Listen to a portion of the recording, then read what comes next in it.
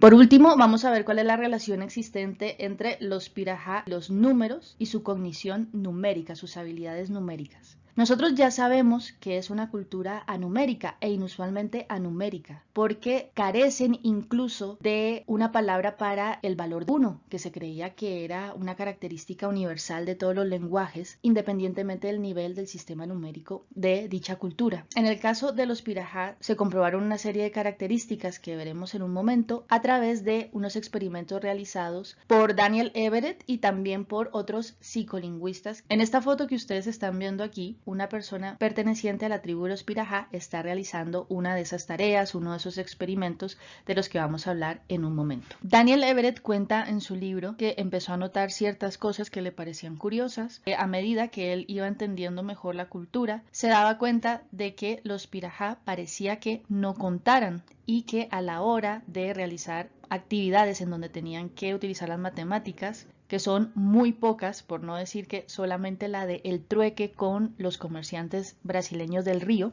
hacían unos trueques con ellos a ojo. Básicamente él tenía la sospecha de que no contaban. Por supuesto, estos intercambios generalmente son injustos para los pirajá. De hecho, la FONAI, que parece ser una fundación que protege a todas estas culturas indígenas del Amazonas, ya le había advertido a Daniel Everett que intentara que los pirajá a la hora de hacer este tipo de trueques, de intercambios, muchas veces por días de trabajo de ellos, fueran justos y que no se les pagara con alcohol, porque lo que hacen muchos comerciantes es simplemente darles una cantidad de whisky o de cachaza y ese era básicamente el trato. Luego también cuenta la anécdota en donde los pirajá le piden que les enseñe matemáticas precisamente para que no se sientan estafados por estos comerciantes del río y en un gran esfuerzo que duró 8 meses en donde todas las noches se reunían a aprender matemáticas. Él dice que iban puntualmente y que intentaban hacer su mejor esfuerzo. Sin embargo, no lograron en estos 8 meses aprender a contar hasta 10, ni aritmética tan básica como sumar 1 más 1 o 2 más 1. Eso fue una tarea imposible, salvo la excepción de algunos pocos niños que asistían a las clases. Pero recuerden que el objetivo de las clases era para adultos, para que no fueran estafados por los comerciantes del río. Así que los pirajá empezaron a verse frustrados a medida que pasó el tiempo y no comprendían, se estancaron en las matemáticas, así que dejaron de ir poco a poco y las clases se cancelaron. Bueno, entonces pasemos ahora a los experimentos que se han realizado. En realidad ha sido un experimento con unas tareas muy sencillas y luego se han hecho replicaciones de dicho experimento, incluido uno realizado por un grupo de neurolingüistas del MIT, todos siempre con ayuda, asistencia de Daniel Everett y de su esposa, que ya hablan el idioma de los pirajá. El primer experimento que se propusieron fue saber si en realidad existían números o no y cuáles eran las palabras para designar a los números. Aquí ustedes pueden ver un cuadro que resume lo que pasó en el experimento. Vean que en esta tabla hay 3 columnas, está el número de objetos que el experimentador les mostraba y la idea era que a medida que les mostraba un determinado número de objetos, les preguntaba que cuántos objetos había, que lo indicaran de forma verbal para saber si había una palabra para cada uno de los valores y que luego lo hicieran también utilizando los dedos. Vamos a ver lo que ocurrió en este primer experimento. Cuando el experimentador les mostró un objeto, ellos dijeron la palabra hoy con acento en la O y no mostraron ningún dedo. Cuando el experimentador les mostró 2 objetos, empezó a pasar algo atípico y es que dijeron 2 palabras para referirse al 2. Una era hoy, se parece a la anterior, solamente que ahora el acento está en la I. Ellos tienen un lenguaje muy complicado y muchas veces la única diferencia es precisamente el acento, la entonación. Pero también llamaron a estos 2 objetos con otro nombre y de forma correcta mostraron 2 dedos al referirse a estos 2 objetos. Cuando el experimentador les mostró 3 objetos, volvieron a decir la misma palabra con la que se habían referido al 2 y bueno, de forma correcta mostraron 3 dedos también. A la hora en que aparecen 4 objetos, ellos vuelven a decir la palabra joí. Hay varios números que llaman de la misma forma y dense cuenta que a la hora de utilizar los dedos para referirse a esos 4 objetos, muestran a veces el 5, luego a veces muestran el 3. No hay una concordancia entre el número de objetos que ellos ven y el número que interpretan en sus dedos. Para el resto de los números empieza a suceder exactamente lo mismo. Con el 5 vuelven a utilizar esta tercera palabra. Aquí se atinan a la hora de representar el número de objetos con los dedos, pero luego hay cosas tan extrañas como que el 7 vuelve a tener la misma palabra que utilizaban para el 1 y además lo representan con un solo dedo.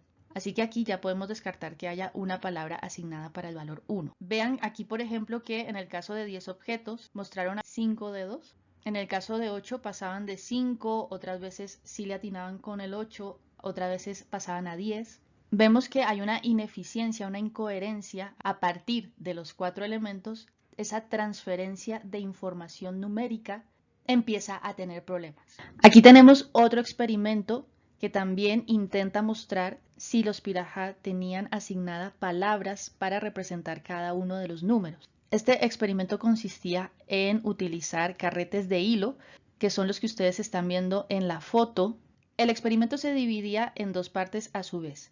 En el primero de ellos iban añadiendo un carrete de hilo y a medida que hacían esto les iban preguntando que cuántos objetos había. Cuando hubo solo un primer carrete, todos los Pirahã que participaron en el experimento utilizaron la palabra Hoi. Bien, cuando se les añadió un segundo carrete de hilo, todos los Pirahã utilizaron la palabra Hoi. Y a partir de aquí es cuando ya todo empieza a hacerse un poco confuso. Cuando ya hubo 3 carretes, dense cuenta que ya no todos los Pirahã contestaron con una sola palabra, sino que ya empezaron a mezclar 2 palabras, Hoi y la otra palabra que yo la leo, no sé cómo se pronuncia, Bajizó, y así sucesivamente. A partir de ahí ya empiezan a mezclar estas 2 palabras para referirse al resto de números. Si ya es extraño de por sí esto que acabamos de ver, ahora se van a quedar más sorprendidos con lo que va a pasar en la segunda parte de este experimento, que consistía en hacer lo opuesto.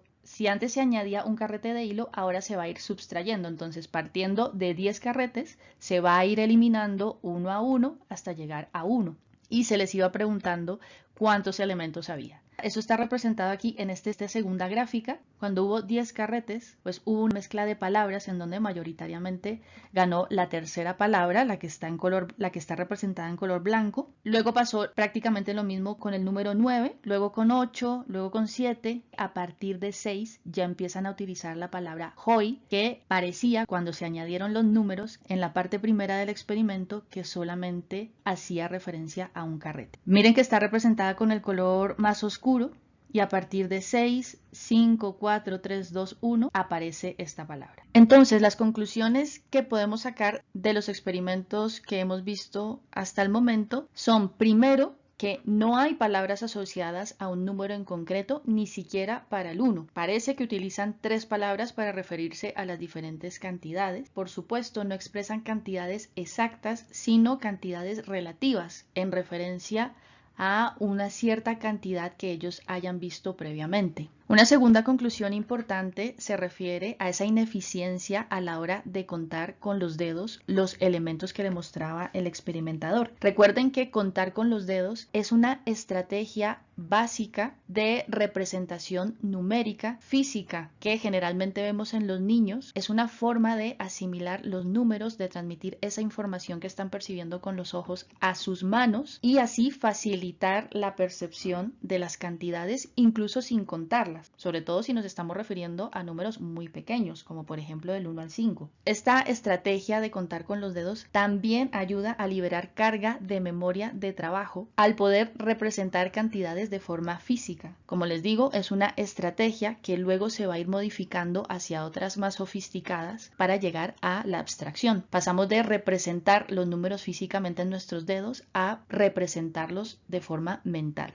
Entonces vean que en el caso de los Pirahã tienen dificultades con el conteo, incluso de desarrollar una estrategia tan básica de asimilación de lo que es una cantidad exacta y lo que es un número como esta. Otra conclusión importante es que no tienen un sistema numérico recursivo. Eso quiere decir que no utilizan estas palabras de tal manera que al unirlas diera como resultado otro número. Por ejemplo, no utilizan la palabra Hoi Hoi para representar otro número diferente.